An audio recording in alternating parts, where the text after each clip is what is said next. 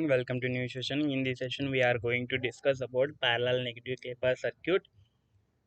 In the previous lecture, we saw about the parallel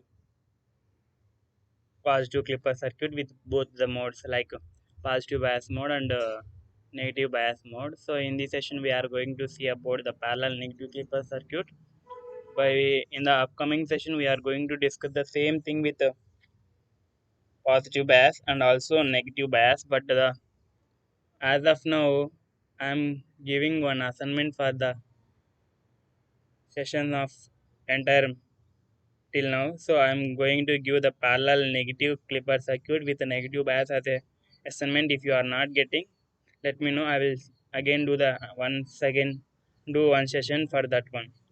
So let's go into the session. So this is a parallel negative clipper circuit. So which is having a diode and a resistor is connected such that we are going to deal with the operation of this circuit right now. Okay, let's go into this one. So during the positive half cycle, this is my plus, it means this is a positive half cycle, this is my negative half.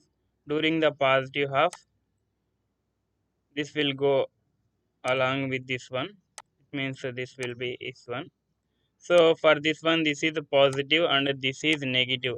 It is means negative terminal is negative is connected to long end. This is short end is connected to positive terminal. It means it is in open circuit. Open circuit means it is in reverse bias. So that it is in reverse bias case.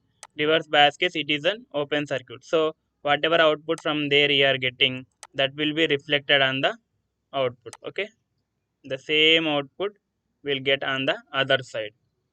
Whereas if it is in reverse bias, it means it is in going to in the negative half cycle. So this becomes negative and this becomes positive such that this is positive and this is negative. It means it is in forward bias case. So in this case, this will diode acts as a short circuited. So the entire output will go and come to ground. So the no output will be reflected on the negative half. So it will maintain the zero voltage.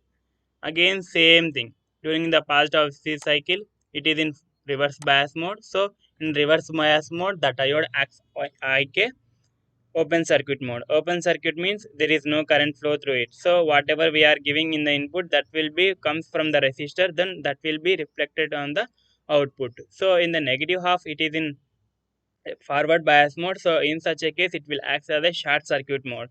In short circuit mode, the entire current pass through this one and will goes to the ground. So in this way, this parallel negative clipper circuit is going to be work. So to understand better, we'll go to multisim and we'll execute and we'll observe the waveforms. Then only we'll better understand whether it is matched with our theoretical with practical, whether it is matched or not, we'll see. Let's go to multisim.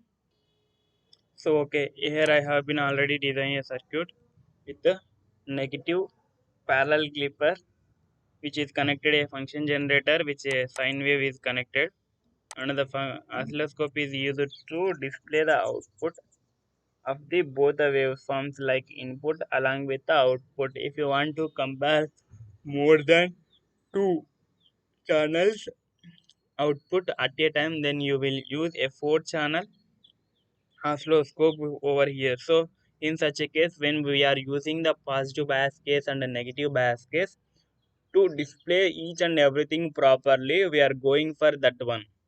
So here we don't have the biasing for the case.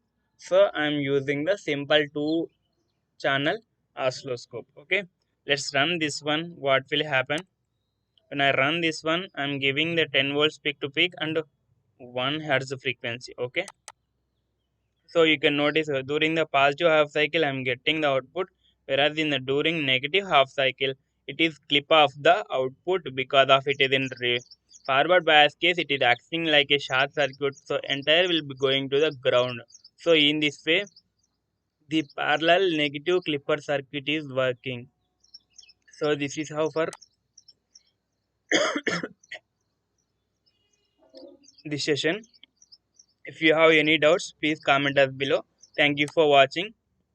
If you want more sessions like this, or you want me to do any other circuit using multisim and explain, that is also fine. Please let me in the comment box. We will be going to do that lectures in the upcoming sessions as of your wish. So thank you for watching.